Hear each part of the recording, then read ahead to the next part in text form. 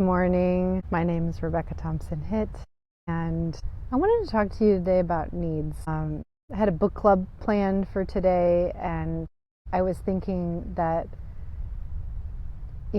taking my own needs into account right now. I am leaving the US tomorrow in the morning, heading back to Mexico, where I live, and I have a need for a little bit more time to prepare for this transition. And I haven't done other things that have needed to be done. But I thought it would be good to have a little conversation about needs anyway. So I'm out on my morning walk when I'm in the US. I live in Florida, and there's a park that I really love that's really close to where I stay. And beautiful spot. It's on the water and has a nice wooded area. So I'm actually sitting in a giant tree right now. It's like a tree that goes up on both sides, and it's one of my favorite spots here in this park. And I love coming by and just touching the tree and just like thinking about how long this tree has been here, and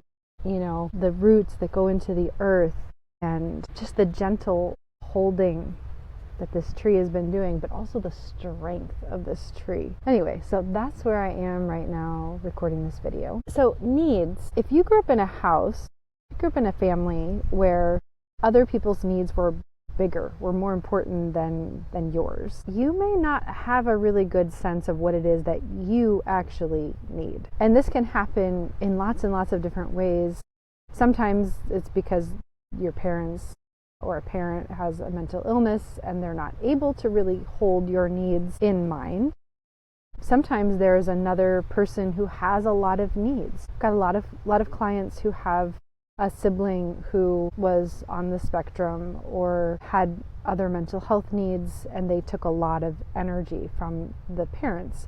And so there is a tendency for those people who are growing up in those environments to lose sight of what they need and get really good at tracking other people's needs and not really know what it is that you need. And so I wanted to take a couple minutes and just talk about a really great tool that I have used for a long time with my clients and also with myself. And it's just a quick body scan. It's starting with your physical body. Is there a need? So am I hungry? Am I thirsty? Am I tired? Do I need to go to the bathroom? Super quick 4 questions. So just check in with yourself right now.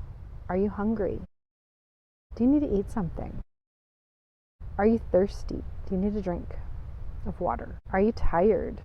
Do you need to lay down and rest and just close your eyes for a few minutes? I've gotten really good at power naps lately.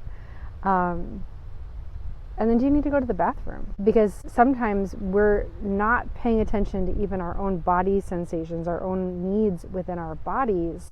And that is the place to begin. And so I'd encourage you, even if just for the next couple of days, I've had people set an alarm. So, every few hours, just a little reminder to just check in with your body. Is there something you need? And if you're parenting, this is a great strategy for your kids to be able to say, and depending on how old they are, you can say, oh, are you hungry? Are you thirsty? Are you tired? Do you need to go to the bathroom? And you can do this even with an infant, with a newborn.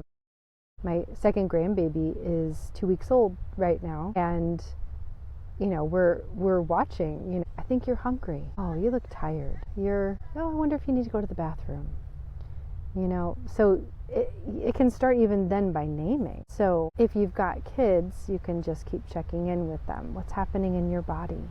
Oh, and if you start naming it out loud, that's also a really great strategy to say, I'm checking in with my body right now, and I think I'm hungry. Maybe that's why. Maybe I'm a little hangry right now. I wonder if I'm needing some food. I think I'm going to go get myself an apple and some cheese, or whatever it is. So you can start modeling this without it being, oh, are you hungry? Oh, you must be hungry. Because sometimes kids get really, really upset when you say things like that. So if you start tracking your own body and saying, wow, I'm a little irritable right now. I think I need to go to the bathroom. Let me go try that and see if that helps me feel better. You're modeling for your kids that they can also pay attention to what's happening in their body, and they may be able to do something to help themselves feel better. So I wanted to just start there, and I can share a little bit more in a second video, but just start with that body scan and just start by practicing saying it out loud for yourself.